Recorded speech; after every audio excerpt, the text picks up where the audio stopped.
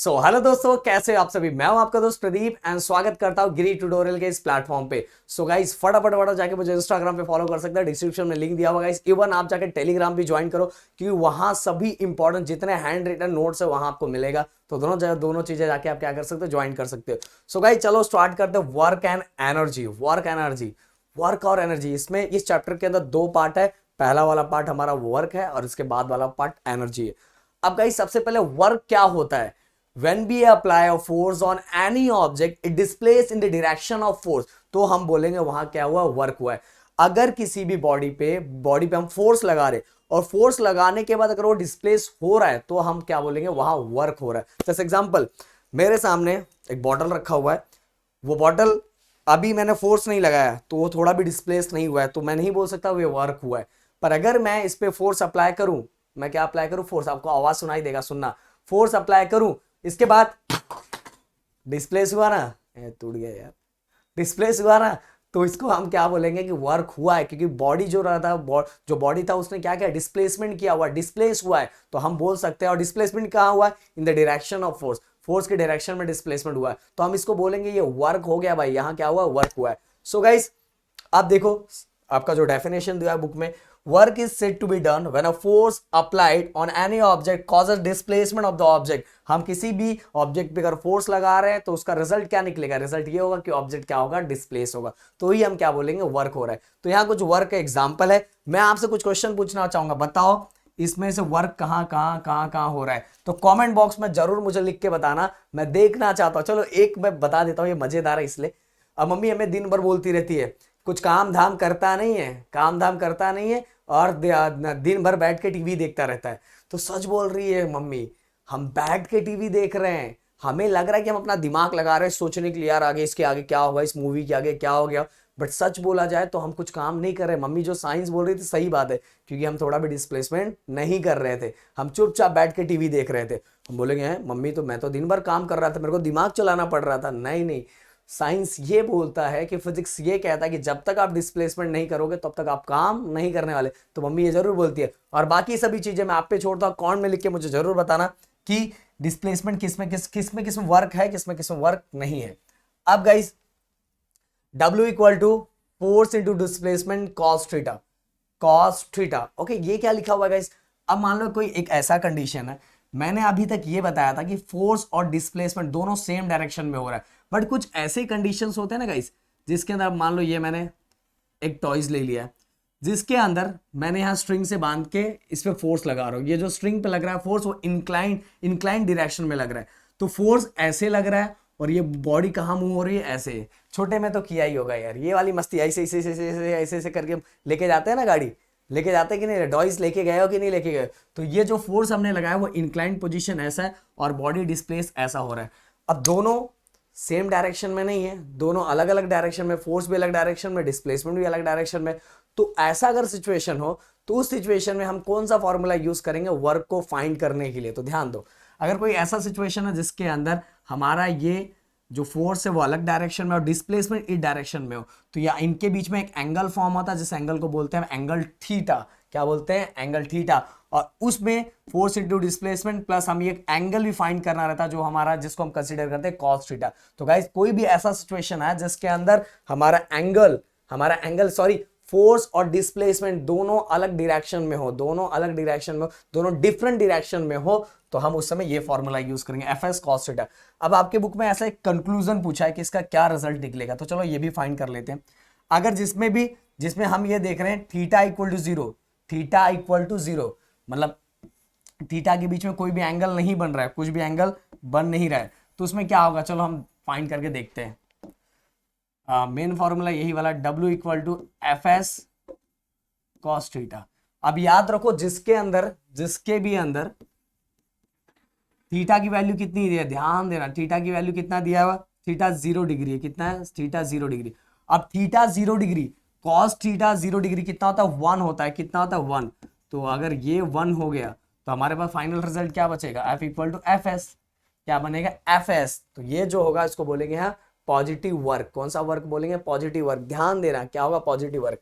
अब दूसरा कंडीशन, जिस कंडीशन के अंदर हमारा जो थीटा की वैल्यू है, फिर से W equal to F S cos theta, और इसमें जो थीटा की वैल्यू है वो कितनी है 90 डिग्री, कॉस 90 डिग्री। और कॉस 90 डिग्री हमेशा जीरो होता है, कॉस 90 डिग्री क्या होता है जीरो।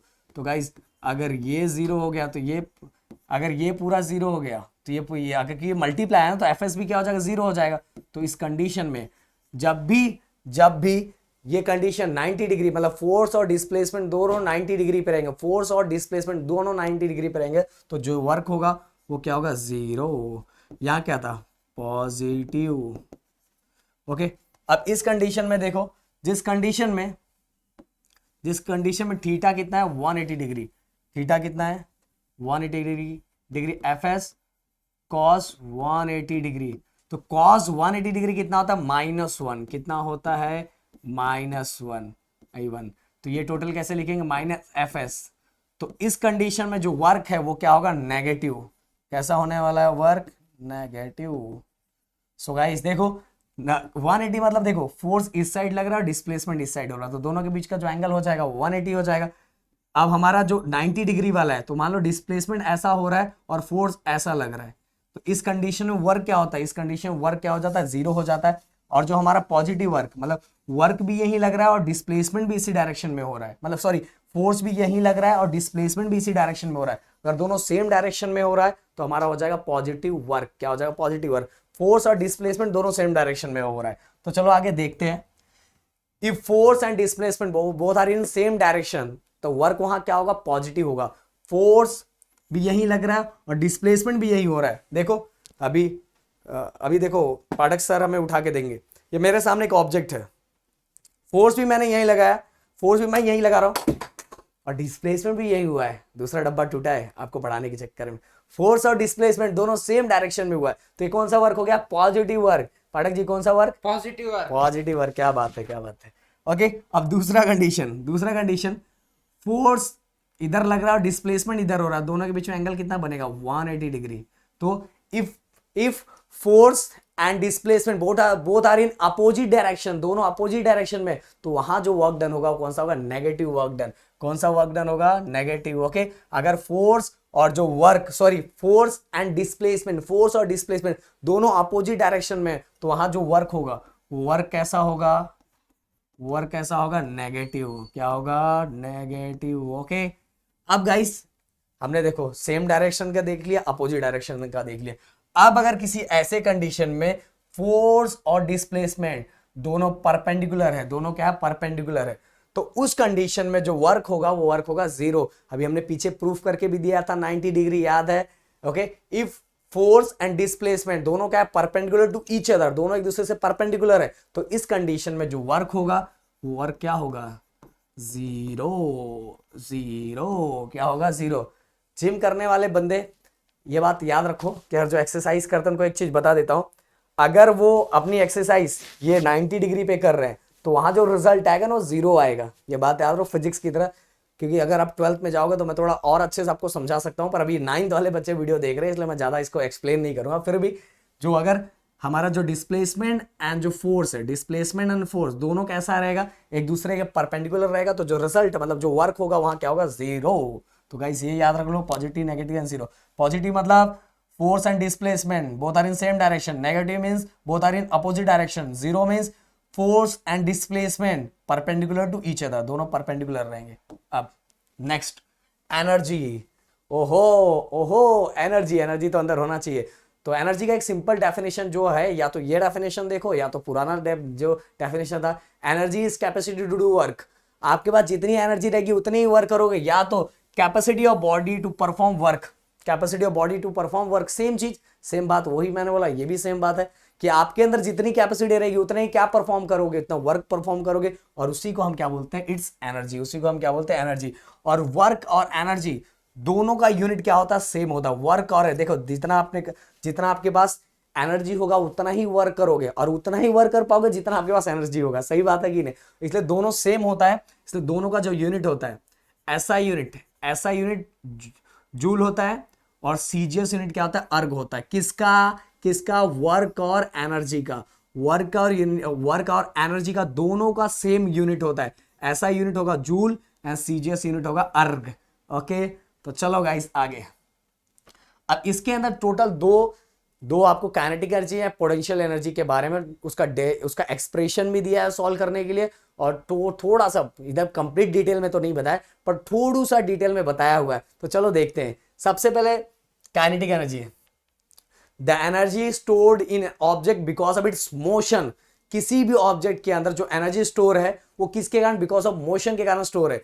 अगर मान लो कोई भी चीज गोल गोल गोल गोल घूम रहा है, जैसे एग्जांपल फैन, फैन गोल गोल घूम रहा है और उस गोल गोल घूमने के कारण जो एनर्जी उसके अंदर स्टोर हो रही है उसको बोलेंगे हम काइनेटिक एनर्जी।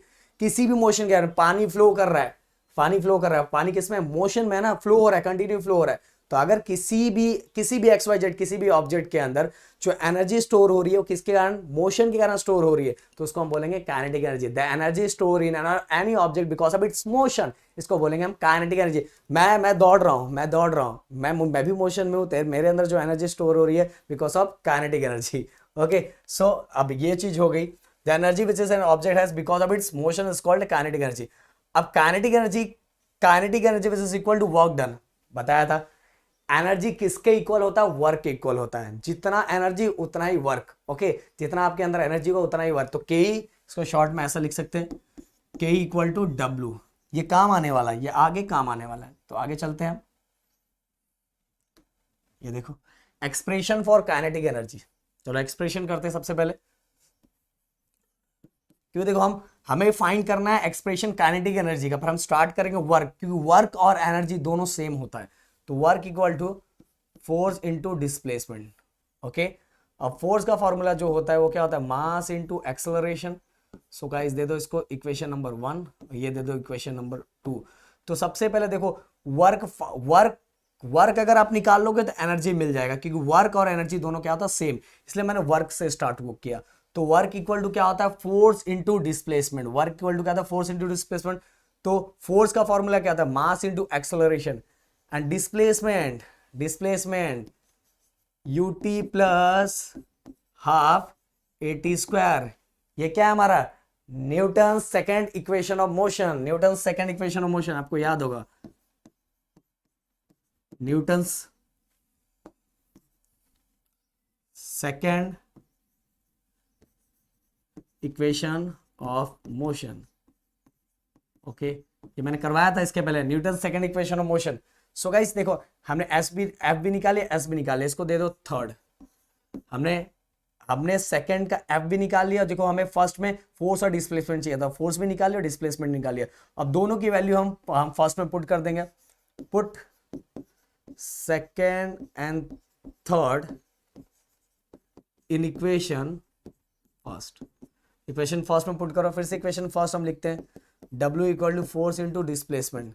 तो फोर्स कितना है, mass into acceleration dot displacement कितना है गाइस, डिस्प्लेसमेंट ध्यान से देखो, फोर्स इंटू डिस्प्लेसमेंट क्या है हमारा, ut प्लस, चलो यहां एक चीज और सॉल्व करना था, उसको हम यहीं सॉल्व कर देते हैं। पहले हम सॉल्व कर देते हैं, फिर इसके बाद हम उसको करते हैं। देखो ये इधर इसको रफ करके।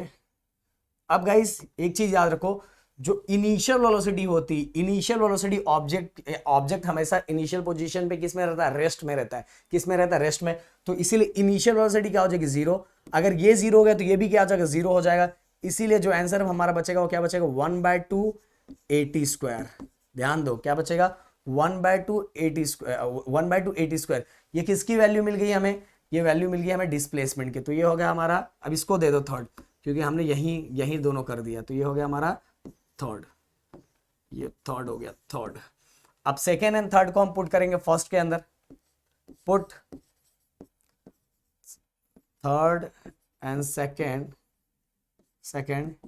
इन इक्वेशन फर्स्ट। ओके, तो इक्वेशन फर्स्ट क्या है हमारे लिए, W equal to force into displacement. Force कितना है guys, mass into acceleration dot displacement कितना है, 1/2 at स्क्वायर। 1/2 at स्क्वायर, ध्यान से देखना, बहुत सिंपल है। इसको थोड़ा छोटा कर दे हम, ये ऊपर पहुंचा दे। Okay, 1/2 at square. तो गाइस अब यहां अच्छे से और बड़ा लिखता हूं मैं, W इक्वल टू, अब ध्यान दो, नंबर को आगे ले लेता हूँ, 1/2 आगे ले लिया मैंने, 1/2 मैंने आगे ले लिया, m को बाद में ले लिया।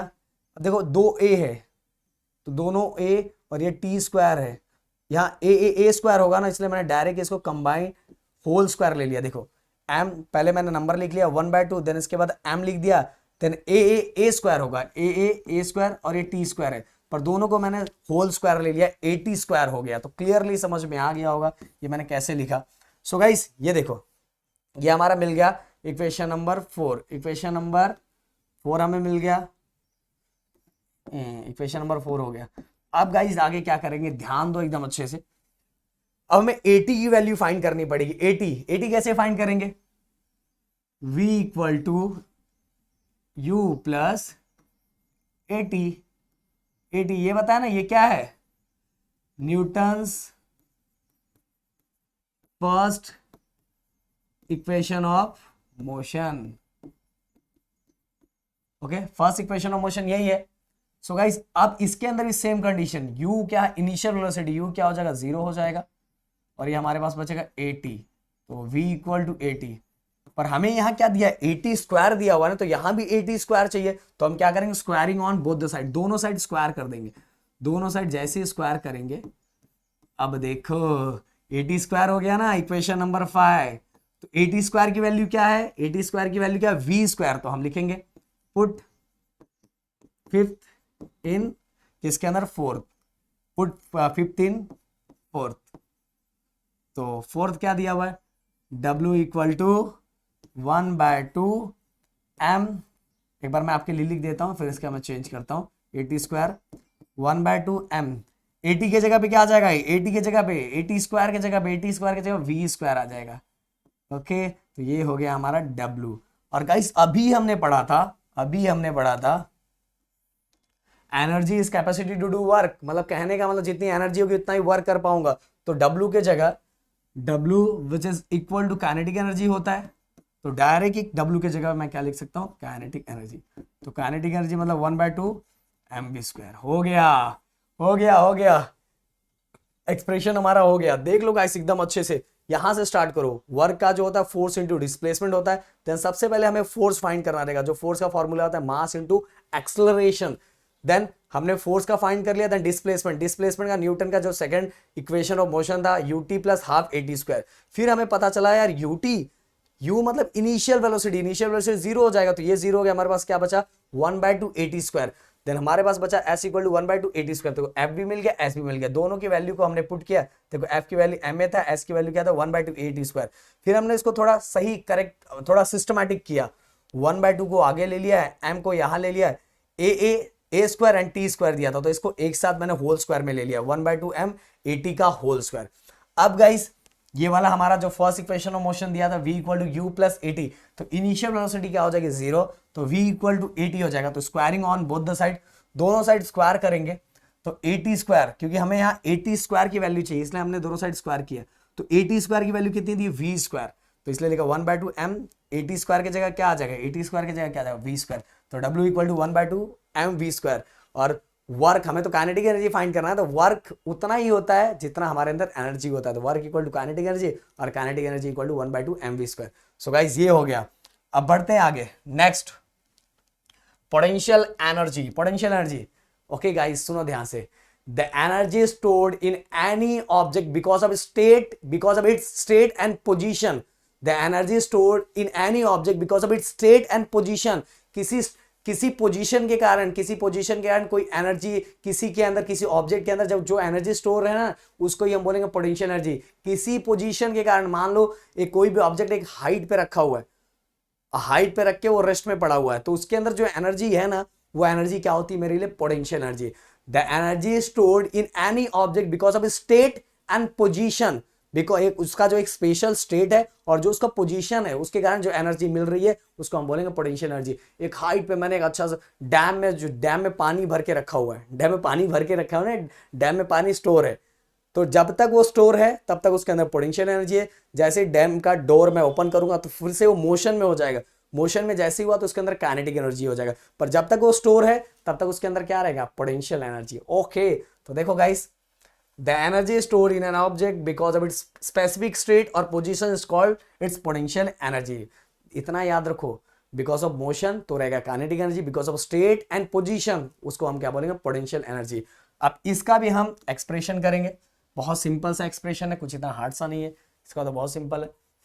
W इक्वल टू, देखो ये भी एनर्जी है ना, इसलिए इसको भी W से स्टार्ट करना, W के फॉर्मूले से, मतलब वर्क के फॉर्मूले से स्टार्ट करेंगे, फोर्स इनटू डिस्प्लेसमेंट।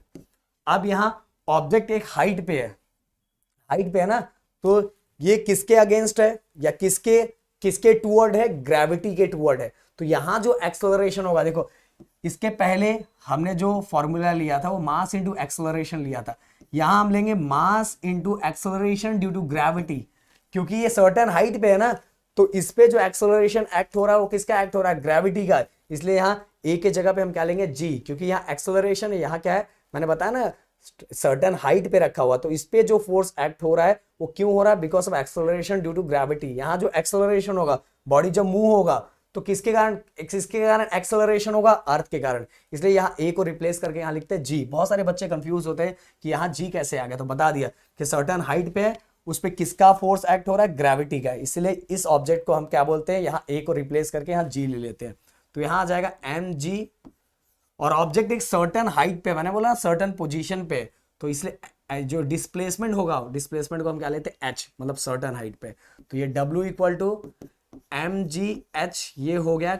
अभी W को भी रिप्लेस कर देंगे, W मतलब जितना वर्क होगा उतना ही एनर्जी होगा, पर यहाँ कौन सी एनर्जी, पोटेंशियल एनर्जी। तो W को रिप्लेस करके हम क्या लिखेंगे, potential energy equal to M ji H. ये हो गया हमारा पोटेंशियल एनर्जी का फॉर्मूला। ओके, सो गाइस ये हो गया एक्सप्रेशन। अब चलते आगे, ट्रांसफॉर्मेशन ऑफ एनर्जी। गाइस यहां ध्यान दो, देखो मैकेनिकल एनर्जी ये दिखाई दे रहा है, इलेक्ट्रिकल एनर्जी में कन्वर्ट होता है। जनरेटर, आपको पता है जनरेटर आपने देखा, जनरेटर मशीन रहता है और उसके कारण इलेक्ट्रिक एनर्जी जनरेट होता है। अब फैन की बात करोगे, इलेक्ट्रिक एनर्जी रहता है जो मैकेनिकल एनर्जी में कन्वर्ट होता है। जैसे मेरे इधर जो फैन लगा है, मैंने यहाँ देखो एरो इस साइड दिया हुआ है, एरो इस साइड दिया हुआ, मतलब electric energy is converted to mechanical energy. जैसे ही मैं यहाँ से स्विच ऑन करूंगा तो इलेक्ट्रिक एनर्जी मशीन को चलाने का काम करेगा, इसलिए electric energy is converted to mechanical energy. वैसे ही गाइस यहाँ देख लो, यहाँ कुछ ज्यादा एक्सप्लेन करने वाली चीज नहीं, एक दो करूंगा, बाकी हम आगे बढ़ेंगे। अब हीटर देख लो, electric energy is convert into a heat energy. जैसे ही मैंने घर में एक हीटर लाया, पर मुझे क्या करना पड़ेगा, उसको लाइट प्रोवाइड करना पड़ेगा, इलेक्ट्रिक करंट प्रोवाइड करना पड़ेगा, तो ही मेरे घर में चारों तरफ हीट प्रोवाइड होगा। तो इलेक्ट्रिक एनर्जी मैंने जैसे ही दिया, वैसे हीटर, जो हीटर है उसमें से क्या निकलने लगा, हीट एनर्जी निकलने लगा। अभी देखो यहाँ केमिकल एनर्जी देखो, फिर साउंड एनर्जी देखो कि इलेक्ट्रिक एनर्जी। अब देखो लाउड स्पीकर को जब मैं इलेक्ट्रिक एनर्जी दूंगा तो उसके अंदर से क्या जनरेट होगा, साउंड एनर्जी जनरेट होगा लाउड स्पीकर के थ्रू। माइक्रोफोन मैं जब बोलूंगा तो वहां से इलेक्ट्रिक एनर्जी कन्वर्ट हो जाएगा और वो क्या होगा, सामने वाले को सुनाए, मतलब वो जाके, मतलब उसका जो आवाज होगा वो एक्सपांड हो जाएगा। तो ये सभी कन्वर्जन दिया हुआ। कहने का मतलब क्या होता है पता है, energy, law of conservation of energy neither be created nor be destroy, it convert into one form to another form. Okay, और यही है हमारा law of conservation of energy. मतलब कहने का मतलब एनर्जी ना खत्म की जा सकती है ना तो बनाई जा सकती है, बस एनर्जी एक फॉर्म में से दूसरे फॉर्म में क्या होती है, कन्वर्ट होती है। Energy can neither be created nor be destroyed, convert into one form to another form. एक फॉर्म में से दूसरे फॉर्म में क्या होता है, कन्वर्ट होता है। तो इसीलिए, और जो टोटल एनर्जी रहती है वो रिमेन्स कांस्टेंट रहती है, वो चेंज नहीं होती। जितने यूनिवर्स में जितनी एनर्जी मेरे टाइम रहेगी, मेरे दादा के टाइम होगी, मेरे दादा, मैं जब दादा बनूंगा, मेरा बेटा जब दादा बनेगा, दादा के दादा, समय एनर्जी भी रहेगी, क्या रहेगी, कांस्टेंट रहेगी। बट एनर्जी का फॉर्म चेंज होता है। अभी हमने देखा ना, अभी मैंने पीछे बताया, ये देखो, ये एनर्जी डिफरेंट फॉर्म में कन्वर्ट हो रही है, बट एनर्जी ना तो खत्म की जा सकती ना तो बनाई जा सकती। इसी को बोलते हैं law of conservation of energy. Energy can neither be created nor be destroy, it can be convert from one form into another. इसलिए टोटल एनर्जी कैसी होती है, कांस्टेंट होती है। ओके, अब चलते हैं गाइस, लास्ट हमारा जो लास्ट टॉपिक है इसका, फ्री फॉल। कोई भी चीज गिर रहा है under the influence of gravity, अगर कोई भी चीज फॉल हो रहा है under the influence of gravity तो हम उसको बोलेंगे फ्री फॉल। और गाइस डिटेल में 10th स्टैंडर्ड में है वो टॉपिक, जैसे आप 10th में आओगे वैसे प्रदीप सर ग्रेविटेशनल जो चैप्टर है फर्स्ट, अगर देखना है तो आप देख भी सकते हो। अभी ग्रेविटेशन चैप्टर मैंने बनाया हुआ है, उसके अंदर फ्री फॉल मैंने अच्छे से एक्सप्लेन किया, क्योंकि उसमें और डिटेल में दिया हुआ है। तो आपको तो बस छोटा सा डेरिवेशन है एनर्जी से रिलेटेड कि कौन से कंडीशन में काइनेटिक एनर्जी किस में क्या कन्वर्ट होगा और रिमेन्स कांस्टेंट होगा कि नहीं, ये हमें प्रूफ करना है। सेम रहता है कि नहीं हर पोजीशन पे, तो वो हमें बस देखना है, बाकी सब कुछ सिंपल सा है। सो गाइस अभी फ्री फॉल में बस आप यही समझो, कोई भी object under the influence of gravity अगर फॉल हो रहा है तो हम उसको बोलेंगे फ्री फॉल। अगर मैं यहाँ क्या लूँ, ये देखो marker, marker under the influence of gravity, किसके इन्फ्लुएंस में नीचे गिर रहा है, ग्रेविटी के इन्फ्लुएंस में, तो इसको हम क्या बोलेंगे, फ्री फॉल बोलेंगे। वैसे ट्रू फ्री फॉल होता है, बट उसको हम 10th वाले वीडियो में बताएंगे, 10th वाले वीडियो आप देख लेना। सो गाइस चलो हर सिचुएशन पे हम एनर्जी देखते हैं, एनर्जी किस तरह से रहती है। तो पहला point A, at point A देखते तीनों पोजीशन पे एनर्जी सेम रहती है कि नहीं। देखो कहीं काइनेटिक बढ़ जाएगा, कहीं पोटेंशियल कम हो जाएगा, कहीं पोटेंशियल बढ़ जाएगा, काइनेटिक क्या हो जाएगा, सेम। पर दोनों को अगर प्लस करोगे तो हर पोजीशन पे एनर्जी कैसी होनी चाहिए, सेम होनी चाहिए। कैसी होनी चाहिए, सेम, ये बात याद रखना। तो हम देखते हैं एट पॉइंट ए, सबसे पहले काइनेटिक एनर्जी ऊपर, याद रखो अगर कोई भी ऑब्जेक्ट मैं ऊपर फेंक रहा हूं, मेरी बात सुनना, कोई भी ऑब्जेक्ट अगर मैं ऊपर फेंक, या इस पोजीशन पे ऑब्जेक्ट एक हाइट पे है और स्टेशनरी पोजीशन पे रेस्ट में है, रेस्ट में, ओके, 1/2 m, इसलिए यहां u लेता हूं, u स्क्वायर, क्या ले रहा हूं, u स्क्वायर। और ये कौन से पॉइंट का है, a पॉइंट का, यहां भी a ले लेता हूं। अब समझ लो, ऐसा भी समझ लो, अगर मैंने ऑब्जेक्ट फेंका तो कहीं तो एक ऊपर पोजीशन जाएगा जहां वो कुछ सेकंड के लिए रेस्ट में होगा। अगर रेस्ट में नहीं होता तो वापस बॉडी नीचे आती नहीं आती, जब तक उसके अंदर एनर्जी होगी कंटिन्यू ऊपर जाएगा। तो हम ऊपर से ही ले रहे हैं, तो समझ लो ऊपर एक ऊपर के साइड जो ऑब्जेक्ट है वो स्टेशनरी पोजीशन पे रेस्ट में, तो रेस्ट में है तो इसका इनिशियल वेलोसिटी क्या हो जाएगा, जीरो हो जाएगा। क्या होगा, जीरो में। और कोई भी बॉडी अगर रेस्ट में है गाइस, ए पॉइंट पे, हाँ बॉडी अभी यहाँ है क्योंकि उसको नीचे आना है ना, तो एक पोजीशन पे रेस्ट में, स्टेशनरी में। और जो भी स्टेशनरी पे जो भी होता है वहां मोशन नहीं होता, मोशन नहीं होता तो काइनेटिक एनर्जी क्या होगा, जीरो होगा। तो इनिशियल वेलोसिटी क्या होगा, जीरो। क्या होगा, जीरो। क्या होगा, जीरो। अगर ये जीरो हुआ तो ये पूरा क्या हो जाएगा, जीरो हो जाएगा। तो काइनेटिक एनर्जी पॉइंट ए क्या हो जाएगा, जीरो, क्योंकि ऑब्जेक्ट यहाँ कैसे स्टेशनरी पोजीशन पे है। और स्टेशनरी पे नहीं होता है यार तो ऑब्जेक्ट नीचे नहीं आता, ऊपर ही बढ़ता चला जाता। पर हम यहां से ही कंसीडर कर रहे हैं, तो ए पॉइंट पे जो होगा हमारा क्या होगा, काइनेटिक एनर्जी जीरो होगा। अब बात करते हैं पोटेंशियल एनर्जी की।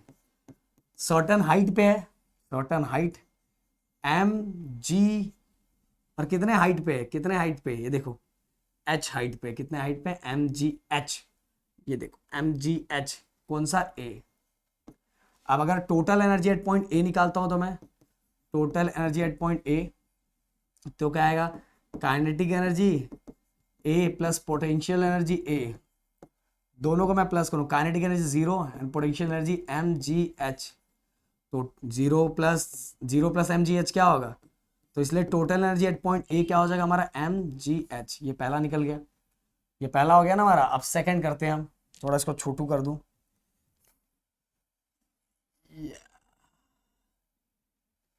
अब दूसरा point,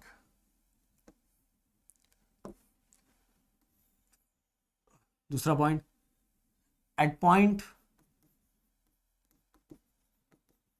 B, at point B kinetic energy at point B, same formula. अब बॉडी ऊपर से नीचे आ रही है, अब रिलीज हो गई है, नीचे आ रही है, कौन से पॉइंट पे पहुंची है, बी पॉइंट पे। याद रखना कौन से पॉइंट पे पहुंची है, बी पॉइंट पे। कौन से पॉइंट पे पहुंची है, बी पॉइंट पे, याद रखना। तो 1/2 M V square of B, V square of V. पर गाइस हमें ये वी फाइंड करना है। वी, जब ऑब्जेक्ट नीचे आ रहा था तो उसकी वेलोसिटी कितनी है वो मुझे फाइंड करना है। वो मैं कैसे फाइंड करूंगा, ये वाला formula, V square equal to U square plus 2as, 2as। अब s मतलब क्या है, डिस्प्लेसमेंट। s मतलब क्या है, डिस्प्लेसमेंट। ध्यान से सुनना है, s मतलब क्या है, डिस्प्लेसमेंट। और अब डिस्प्लेसमेंट अगर हम चेक करेंगे, तो डिस्प्लेसमेंट कितना हुआ है, कितना डिस्प्लेसमेंट हुआ है, x। ऑब्जेक्ट यहां से आया ना, तो कितना डिस्प्लेसमेंट हुआ, x डिस्प्लेसमेंट। तो वी स्क्वायर इक्वल टू, ये तो जीरो हो जाएगा ना, इनिशियल वेलोसिटी क्या होती है, जीरो होती है। तो ये क्या बचा हमारे पास, ध्यान से देखना, 2a, s के जगह पे क्या आ जाएगा, x। देखो ये देखो x के जगह पे क्या आ जाएगा, x, सॉरी ये देखो, ये बॉडी यहां से यहां पहुंची तो कितना डिस्प्लेसमेंट हुआ, x डिस्प्लेसमेंट हुआ। कितना डिस्प्लेसमेंट हुआ, x डिस्प्लेसमेंट हुआ। और a के जगह पे क्या हो जाएगा, g आ जाएगा। क्या आ जाएगा, g, क्योंकि आप सभी को पता है कि एक्सेलरेशन ड्यू टू ग्रेविटी है ना, तो a के जगह पे g हो जाएगा और s के जगह पे क्या हो जाएगा, x हो जाएगा। तो v स्क्वायर की वैल्यू ओके अब यहाँ लिख देते हैं हम फर्स्ट, यहाँ लिख देते हैं सेकंड। तो वी स्क्वायर की वैल्यू कितनी है 2gx, तो काइनेटिक एनर्जी कितना हो गया, काइनेटिक एनर्जी 1/2 m, ध्यान देना वी स्क्वायर ऑफ बी, ये बी का ही फाइंड कर रहे हैं ना, ये बी लिख दिया, वी स्क्वायर ऑफ बी कितना हो जाएगा 2gx, 2gx, ये 2 क्या हो गया कैंसल, और काइनेटिक एनर्जी एट बी पे क्या आ जाएगा, क्या आ जाएगा देखो mg x, ये हमारा क्या आ जाएगा mgx, काइनेटिक एनर्जी बी पे mgx हो गया। अब हमें पोटेंशियल एनर्जी फाइंड करनी है, ध्यान दो, potential energy at B, potential energy at B, okay ध्यान दो एकदम। अब मास तो है ही है, जी भी है ही है, ओके अब फॉर्मूला क्या था पोटेंशियल एनर्जी का, mgh होता है ना, mgh। अब हाइट देखो, ध्यान दो, टोटल हमें अगर यहां का हाइट फाइंड करना है तो टोटल h में से इस x को क्या करना है, माइनस करना पड़ेगा, तो हमें पता चलेगा टोटल हाइट कितना, अभी सरफेस से हाइट पे कितना है, कितना हाइट पे है h माइनस एक्स हाइट पे, ये बात याद रखना। b वाला कितने हाइट पे है सरफेस से, h माइनस एक्स, टोटल में से ये x को माइनस करूंगा तो मुझे पता चलेगा हाइट कितना है, कितना हाइट है h का, हाइट कितना है, तो ये हो जाएगा मेरा h minus x, h minus x. अब क्या करूंगा, इसको दे दो थर्ड इक्वेशन, थोड़ा हम छोटा कर देते हैं, छोटू सा कर देते हैं,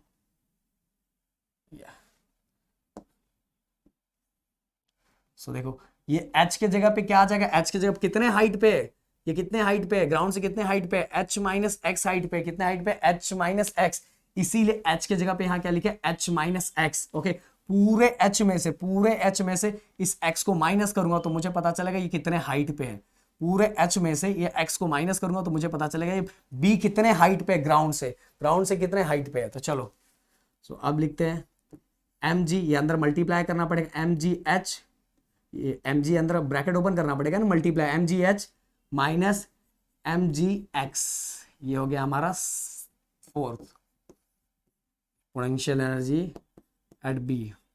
अब क्या करेंगे गाइस, टोटल एनर्जी फाइंड करना है ना, total energy at point B, ये क्या हो जाएगा kinetic energy B plus potential energy B.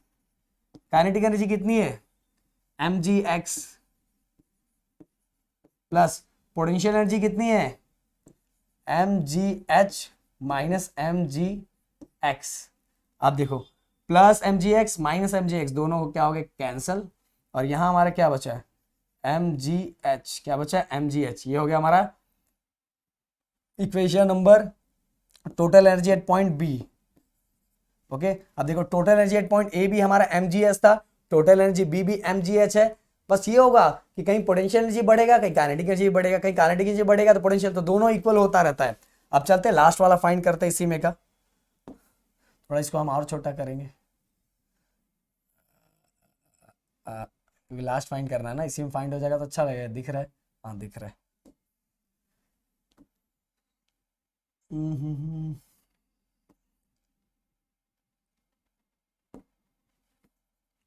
So guys अब लास्ट वाला हम सी पॉइंट पे फाइंड करेंगे टोटल एनर्जी, नहीं टोटल नहीं, पहले काइनेटिक एंड पोटेंशियल ना, फिर टोटल ना, क्या यार, kinetic energy at point C.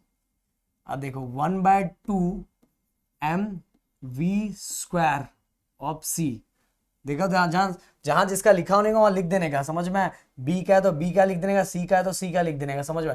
अब kinetic energy C 1/2 mv² of C, v² of C, ध्यान दो ये है, ये चलो पहले मैं बता देता हूँ। सबसे पहले हमें v ऑफ सी फाइंड करना है कि नीचे कौन से वेलोसिटी से नीचे आया, तो पहले हमें v ऑफ सी फाइंड करना है, तो v ऑफ सी पहले फाइंड करो, v ऑफ सी फाइंड करो, तो फॉर्मूला ये वही वाला v², कौन सा v² equal to u² plus 2, ऊपर से नीचे आ रहा है ना इसलिए a नहीं लेंगे, क्या लेंगे g, पता है ना, मैंने बता दिया है, देखो यहाँ देखो a है पर a हमने नहीं लिया, हमने क्या लिया g, क्यों g लिया हुआ है, क्योंकि एक्सेलरेशन ड्यू टू ग्रेविटी की वजह से। तो यहाँ पे डायरेक्ट लिखता हूँ 2g s के जगह टोटल डिस्प्लेसमेंट कितना हुआ है, टोटल डिस्प्लेसमेंट आप बताओ ना, यहाँ तो डायरेक्ट दिख रहा है, टोटल डिस्प्लेसमेंट कितना हुआ h, तो ये हो जाएगा h, s के जगह पे क्या आ जाएगा h, क्योंकि टोटल डिस्प्लेसमेंट कितना हुआ h, ओके, अब चलो याद रखना मैंने यहाँ एस क्यों नहीं लिखा हुआ है, एच लिखा हुआ, क्योंकि टोटल डिस्प्लेसमेंट, क्योंकि V U square plus 2g S है, 2g एस, एस मतलब डिस्प्लेसमेंट, और टोटल डिस्प्लेसमेंट कितना एच। अब ये तो जीरो हो जाएगा, ये क्या हो जाएगा, जीरो हो जाएगा, और यहां बचेगा 2gh, 2gh। अब इसमें हम पुट करेंगे kinetic energy of C 1/2 m, इसके m, और वी स्क्वायर ऑफ सी के जगह पे क्या आ जाएगा, वी स्क्वायर ऑफ सी के जगह पे क्या आ जाएगा 2gh, 2 क्या हो जाएगा कैंसल, और ये हो जाएगा हमारा काइनेटिक एनर्जी ऑफ सी कितना का mgh। यो भाई एक ही टैग में सब वीडियो खत्म कर रहा हूँ, mgh काइनेटिक एनर्जी निकल गया। देन इसके बाद guys potential energy, potential energy यार क्या बताओगे यार, ग्राउंड पे है ना, ग्राउंड पे, तो ग्राउंड पे वहां हाइट कहाँ है, नहीं है ना, देखो फॉर्मूला क्या होता है mgh, हाइट है ही नहीं, हाइट नहीं है तो हाइट क्या होता है, जीरो होता है ना, हाइट नहीं है तो ग्राउंड पे तो हाइट जीरो हो गया, तो अगर ये जीरो हो गया तो पूरा कंडीशन क्या हो जाएगा, जीरो हो जाएगा, तो potential energy at point C क्या हो जाएगा, जीरो हो जाएगा, पोटेंशियल एनर्जी एट सी क्या हो जाएगा, जीरो हो जाएगा। अब तो अगर हम दोनों को प्लस करना पड़ेगा ना, अब हमें दोनों को क्या करना पड़ेगा, plus plus plus plus plus plus, थोड़ा ऊपर आ जाओ, ऊपर आ जाओ, ऊपर आ जाओ, बस प्लस करना है। अब प्लस करेंगे,